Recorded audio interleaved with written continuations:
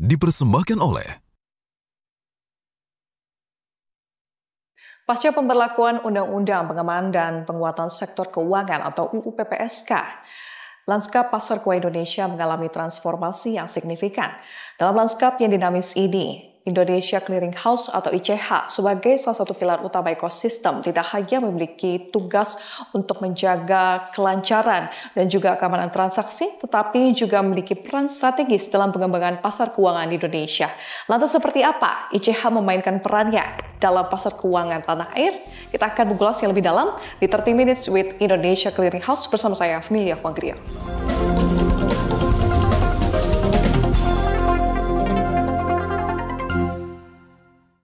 dipersembahkan oleh Ya pemirsa, saat ini kami sudah bersama dengan Bapak Megan Wijaya selaku Direktur Utama Indonesia Clearing House atau ICH. Ya, halo, apa kabar Bapak Megan? Kabar baik, Mbak. Thank you. Baik, Pak Megan, terima kasih banyak sudah berkenan bergabung bersama kami. Pak, sebelum kita membahas lebih jauh mungkin ya, bisa Anda sampaikan sekilas tentang Indonesia Clearing House atau yang biasa disebut ICH ini dan juga bagaimana perannya di dalam ekosistem pasar keuangan Indonesia? Baik. Indonesia Clearing House atau dikenal sebagai ICH ya, ICH, adalah sebuah lembaga atau SRO, Self-Regulatory Organization, SRO, yang mendapatkan izin dari Bapepti di tahun 2009. Sampai sekarang artinya udah 16 tahun ya. Yeah. 16 tahun, udah teenager gitu, udah teenager. Dan kami juga sangat bangga dan berbahagia karena pada tahun 2025 ini, pasca daripada Undang-Undang P2SK, kami resmi mempunyai 3 orang tua, yaitu ada Bapepti, tetapi juga ada Otoritas Jasa Keuangan OJK dan juga ada Bank Indonesia. Jadi kami adalah one of the SRO yang dalam Indonesia ini mempunyai 3 regulator. Nah, kenapa kok bisa sampai 3 regulator kan ya? Karena kita melihat secara makro dan secara strategi ke depannya, kita melihat bahwa pasar berjangka atau futures market atau derivative market ini akan menjadi satu kesatuan daripada pasar keuangan Indonesia secara global. Sehingga misi yang kami emban semenjak dari pertama kali mendapatkan amanat daripada pemerintah adalah membuat sebuah modernisasi daripada pasar keuangan Indonesia agar kita bisa bersaing di pasar global.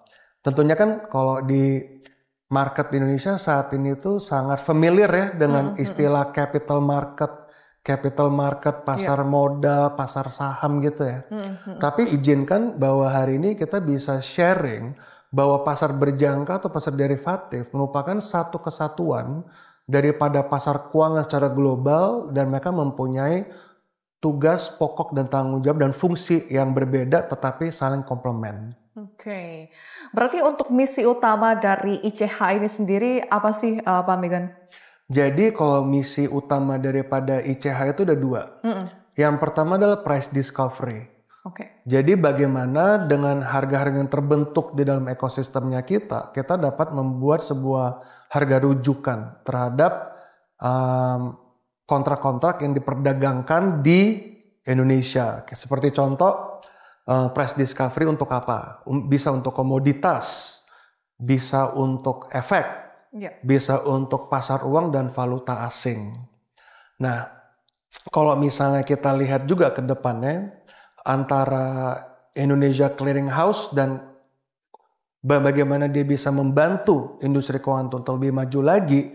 Tadi kan saya bilang price discovery kan, tapi yang kedua adalah pendalaman pasar keuangan.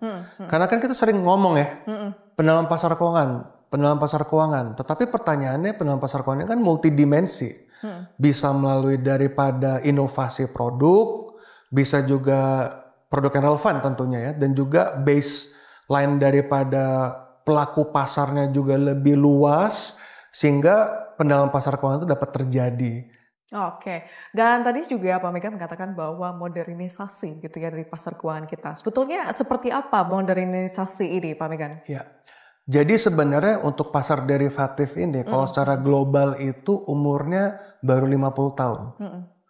Karena di tahun 75 ya ketika petrodolar sudah mulai ya, bursa derivatif atau bursa berjangka dunia yang saat itu ada di Chicago, namanya Chicago Mercantile Exchange ya. Yeah. Mereka itu meluncurkan yang namanya currency futures. Sehingga currency futures atau kontrak berjangka valuta asing itu menjadi kebutuhan global untuk melakukan manajemen resiko daripada fluktuasi valuta asing. Yeah. Nah sehingga can you imagine itu tahun 75 loh. Jadi 75 plus 25 sekarang 50 years. Baru sangat-sangat muda. Jadi imagine tetapi dalam 50 years perjalanan ini mereka sudah mengubah dunia finansial secara signifikan. Jadi kalau misalnya kita hanya melihat dulu ada hanya pasar saham, capital market, tapi pasar derivatif itu mempunyai peran yang sangat penting untuk para pengusaha, bisnis, dan juga institusi keuangan melakukan lindung nilai atau hedging. Ya. Nah itu yang saat ini Indonesia sangat butuhkan agar Indonesia itu benar-benar bisa maju dan bisa bersaing di pasar global. Oke, Pak Megan, sebagai seorang pemimpin lembaga clearing, bagaimana pandangan Anda tentang pasar derivatif di Indonesia saat ini jika dibandingkan dengan pasar negara-negara lain? Ya, good question ya, good question. Dan kita sekarang pakai data aja dulu ya. Yeah. Jadi setiap 2 tahun itu ada lembaga dunia, World Bank dan juga IMF, dan mereka tuh melakukan indeks pendalaman pasar keuangan. Jadi kalau misalnya kita lihat skornya kita dibandingkan dengan negara-negara tangga yang dekat-dekat aja deh, nggak usah jauh-jauh. Singapura, Malaysia, Thailand. Saat ini mereka lebih unggul. Tapi saya melihat ini sebagai opportunity, peluang. Yeah. Peluang untuk negara kita bisa catch up dan malahan bisa menjadi lebih besar daripada mereka. Karena secara ekonomi size kita lebih gede daripada mereka gitu. Tapi memang perangkat daripada infrastruktur pasar keuangan kita ini masih banyak yang harus dikerjakan. Sehingga dengan pasca undang-undang P2SK kita melihat ini opportunity yang luar biasa nih.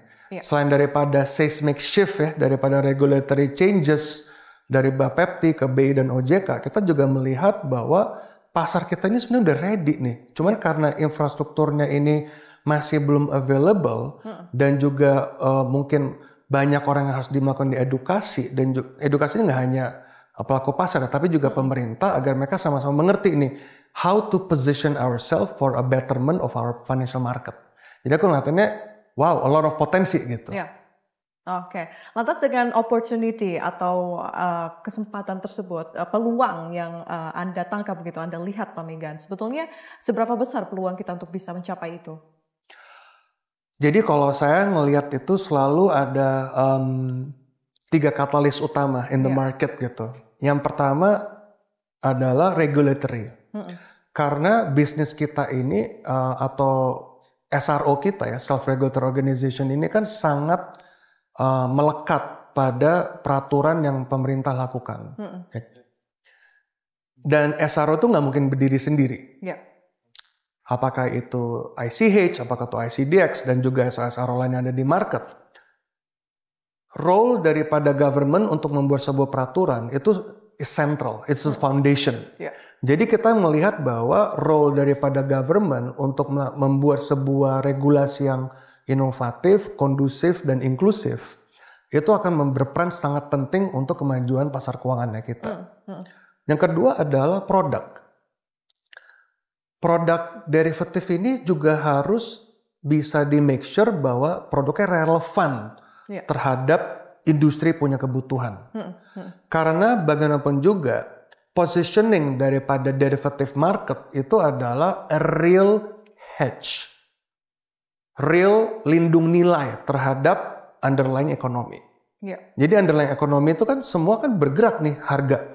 Dari harga komoditas, harga valuta asing, harga interest rate, harga indeks ini kan bergerak semua. Artinya kan dengan adanya pergerakan harga yang volatile, karena dibutuhkan sebuah instrumen untuk melakukan lindung nilai. Yeah. Dan yang ketiga adalah participant, players. Yeah. Players in the market ini merupakan serangkaian daripada 3 katalis utama besar tersebut untuk bisa memajukan. Karena dulu sebelum OJK dan BI, yang namanya perbankan, yang namanya asset management itu belum bisa deh untuk masuk ke industri kita. Tapi dengan harapannya P2SK dan kita punya orang tua yang baru, kesempatannya terbuka lebar untuk melebarkan jenis ataupun base daripada user.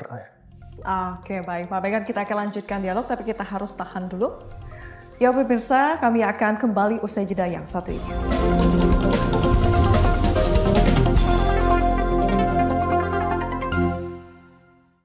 Dipersembahkan oleh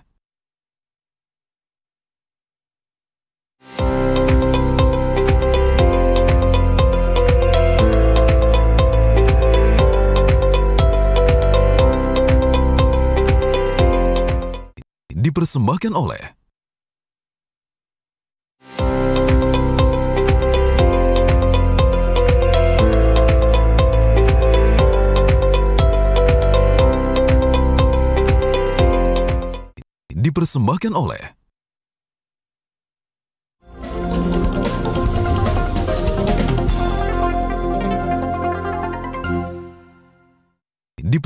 oleh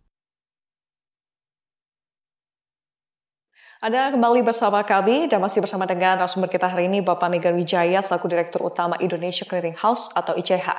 Ya Pak Megan, tadi Pak Megan sempat menyebutkan bahwa skor pasar derivatif Indonesia ini masih di bawah dari pasar regional mungkin begitu ya. Namun dari perbandingan tersebut, apa saja tantangan dan juga peluang terbesar yang Anda lihat dari pasar derivatif di Indonesia untuk dapat bersaing di pasar internasional atau global mungkin dengan cakupan yang lebih luas gitu? Iya. Jadi memang kami ini sangat fortunate ya, kita tuh blessed. Kenapa? Karena kita itu punya model atau case study yang bisa kita compare dan bisa kita ambil kira-kira yang relevan itu seperti apa. Nah jadi kalau misalnya kita lihat secara regional, tadi kan sempat ngomong regional kan, kalau regional itu saya melihat memang yang udah sangat develop itu otomatis Singapura. Ya, Singapura itu udah very develop. Malaysia lately juga sangat develop ya, dan juga Thailand. Jadi kalau misalnya kita lihat daripada 3 regional market ini, apa sih yang mereka bisa positioning mereka itu apa? Nah jadi kalau misalnya kita lihat, yang jelas mereka itu membuat sebuah produk-produk yang relevan terhadap industri, itu yang pertama, relevan juga terhadap kebutuhan pasar keuangannya mereka. Dan ini transaksinya macam-macam nih. Produknya itu apakah bisa kontrak berjangka komoditi ya, atau commodity futures, atau mungkin bisa interest rate futures atau suku bunga, bisa juga valuta asing. Nah inilah yang kita lihat ternyata dari pada setiap market ini mereka punya produk-produk unggulan. Dan Indonesia itu tidak kalah dengan mereka.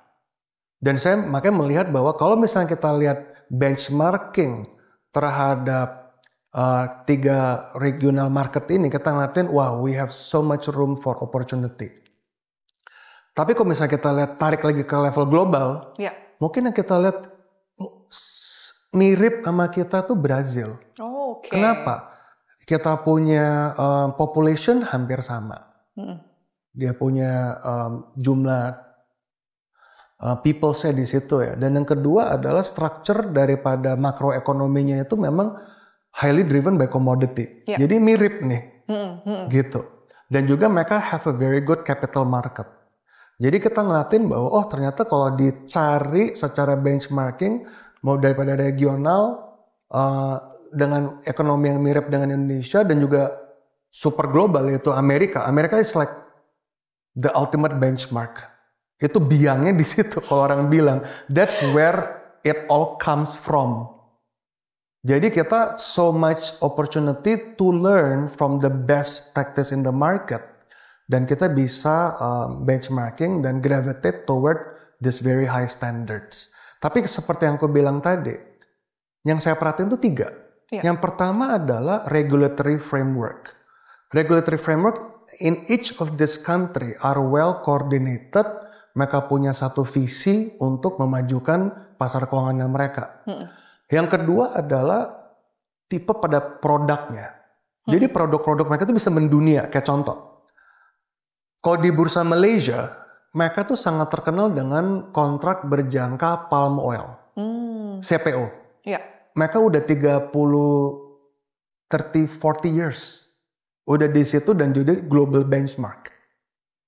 Jadi bayangin kalau misalnya kita ngomong CPO, seluruh dunia itu langsung ngomongnya adalah Malaysia.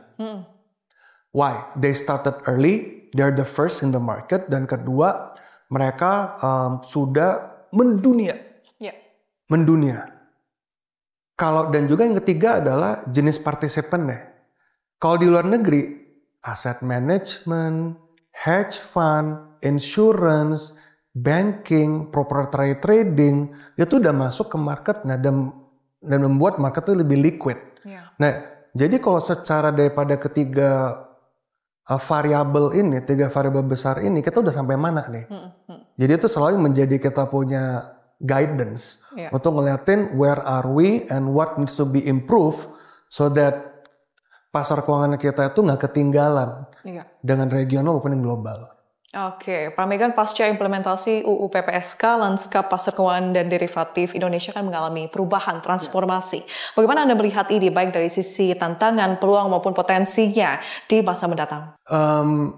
Ya tentu saja kita bersyukur ya, bahwa dalam 16 tahun ini kan kita benar-benar mengoptimize apa yang kita udah kerjakan. Dan memang bisa dibilang mungkin, jadi selama 16 tahun ini kita bisa bilang itu kayak hilang gitu. Tidak ke dalam radarnya pemerintah. Jadi tapi karena dengan ada undang-undang P2SK ini, tiba-tiba kita masuk radar. Dan karena 16 tahun ini kami bergelut di hal yang sama, dan selalu melakukan benchmarking dan selalu improvement, jadi kita melihat bahwa ini sebuah kesempatan yang luar biasa untuk kita bisa berbakti pada Indonesia, bersama-sama mengambil peran yang lebih aktif ya untuk melakukan modernisasi dan menjadi katalis daripada pasar keuangan. Oke, namun yang masih menjadi catatan itu yang 3 hal tadi ya Pak Megan, yang mana ini juga harus terus kita tingkatkan gitu. Betul. Di pasar derivatif Indonesia. Dan perubahan lanskap ini juga menciptakan peluang-peluang baru. Dari sudut pandang Anda sebagai Direktur Utama Indonesia Clearing House atau ICH, peluang apa yang paling signifikan dalam pengembangan pasar derivatif di Indonesia? Dan bagaimana ICH memanfaatkan peluang tersebut? Ya. Jadi mimpi kami, visi kami itu tajuk besarnya adalah modernisasi, tetapi yang kedua yang kami melakukan adalah membuat sebuah pasar derivatif yang aman, yang transparan, yang efektif, efisien, dan liquid. Karena currency utama daripada derivative exchange atau derivative clearing house itu adalah liquidity. Karena percuma nih kita punya produk yang mungkin bagus kepada market, tapi kalau nggak liquid, orang nggak bisa masuk ke sini. Gitu. Dan pengalaman kita sama 16 tahun terakhir ini, akhir-akhirnya ujung-ujungnya liquidity. Karena tanpa liquidity, market tuh nggak bisa masuk. Bayangin ya, kalau nggak ada liquidity, orang beli nggak bisa jual. Orang jual nggak bisa beli. Jadi there's always this mismatch gitu. Daripada harga karena mereka tidak liquid, mereka nggak bisa hedging atau melakukan trading di marketnya kita. Jadi liquidity is actually our, kalau to borrow startup punya term ya, North Star metric. North Star metric kita itu adalah liquidity. Nah liquidity itu kami udah punya strategi. Apa nih yang ngedrive liquidity? A, B, C, D, E. Oke, berarti memang sudah punya acuan gitu ya untuk bisa menjunjung daripada liquidity itu sendiri. Betul. Oke, Pak Megan, kita akan lanjutkan dialog, tapi kita harus tahan dulu, Pak. Ya pemirsa, kami akan segera kembali usai jeda yang satu ini. Tetaplah bersama kami.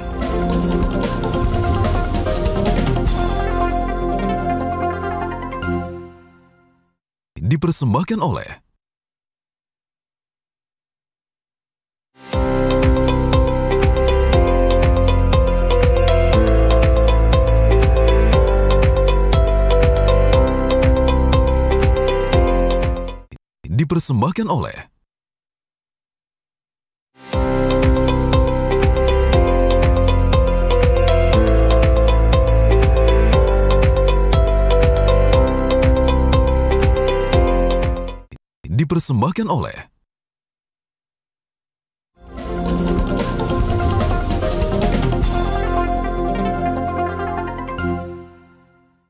dipersembahkan oleh Ya, terima kasih pemirsa Anda masih bersama kami dan masih bersama dengan narasumber kita hari ini Bapak Megan Wijaya, selaku Direktur Utama Indonesia Clearing House atau ICH. Ya, Pak Megan, bagaimana kesiapan ICH dari sisi infrastruktur, teknologi, sumber daya alam dalam pengembangan pasar keuangan Indonesia, khususnya di sektor derivatif? Ya, baik. Memang framework acuan kami, itu kami kayak kasih nama 4Ps, 4P gitu. 4P ini apa? Yang pertama adalah platform. Kedua adalah proses, people, dan produk. Jadi 4P ini merupakan our guidance untuk merancang sebuah strategi. Karena kedepannya tidak bisa dipungkiri kan bahwa ini dunia kita ini udah serba digital gitu. Yeah. Dunia serba digital dan platform itu menjadi tulang punggung untuk enabler untuk to create a market yang benar-benar modern.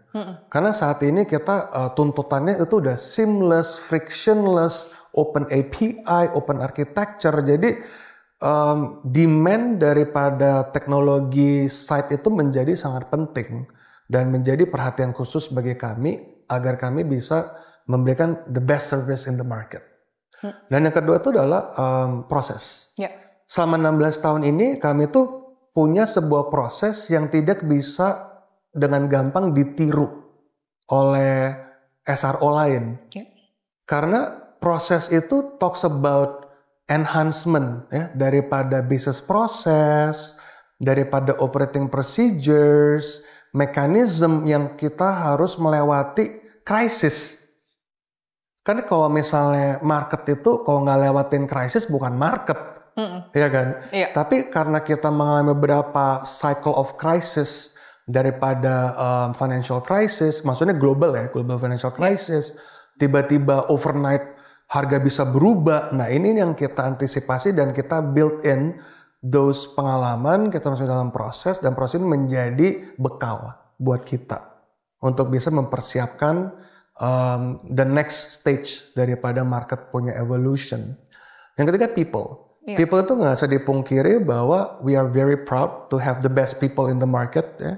I think that our people are very diligent, very knowledgeable, dan juga mereka juga haus gitu. Gimana cara ini bisa membuat kontribusi untuk buat market yang lebih credible.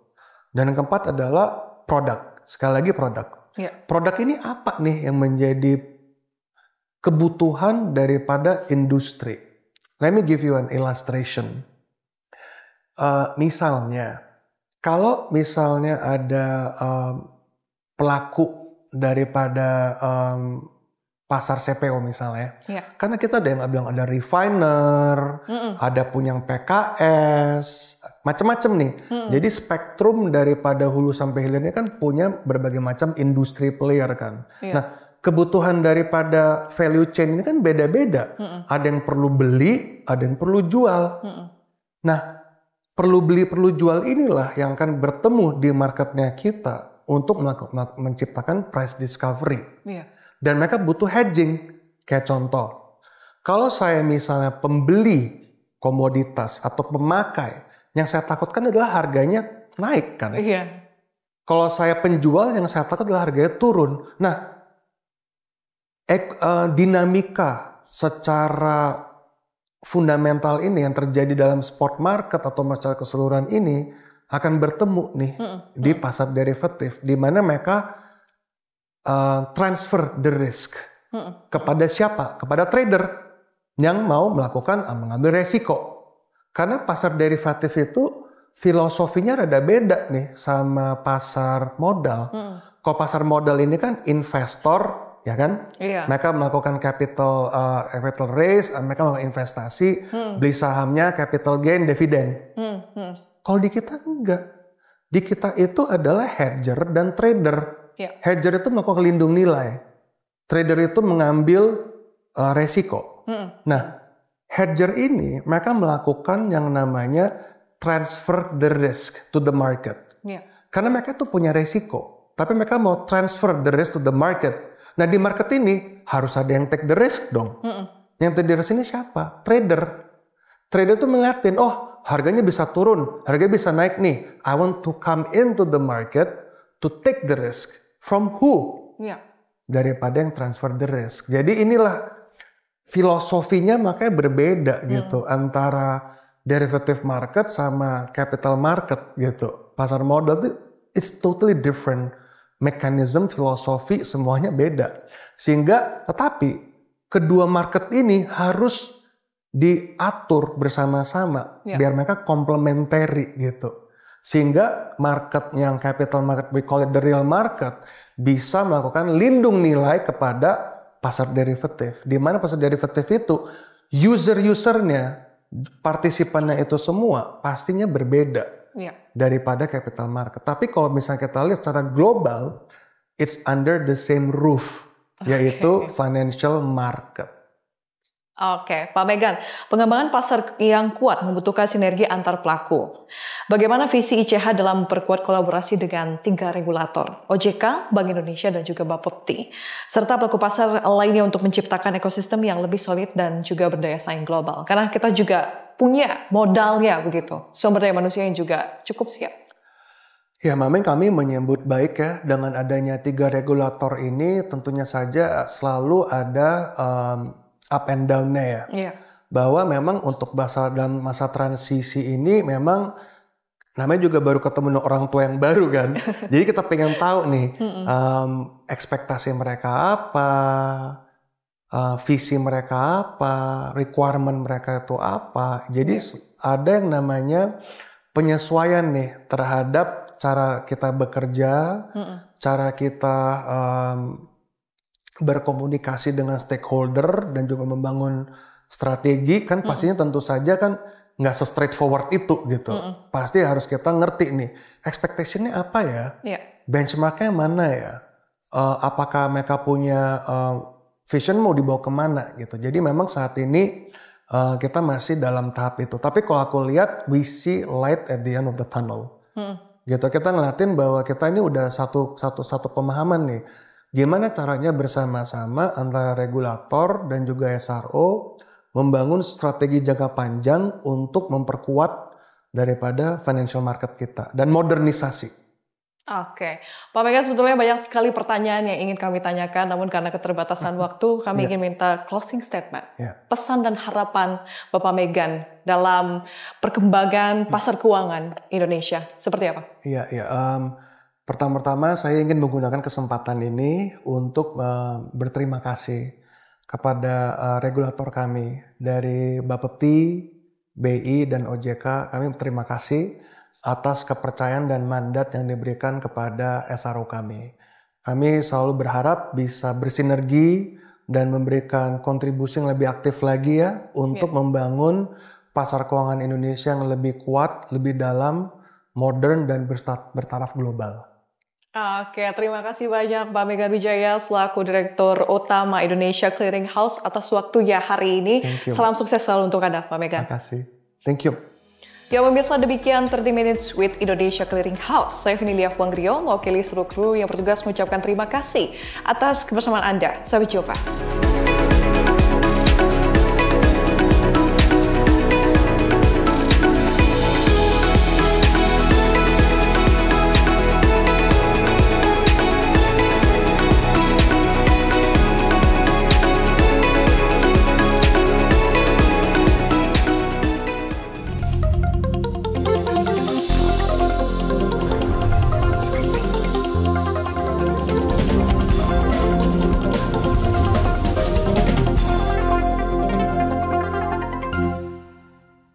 Dipersembahkan oleh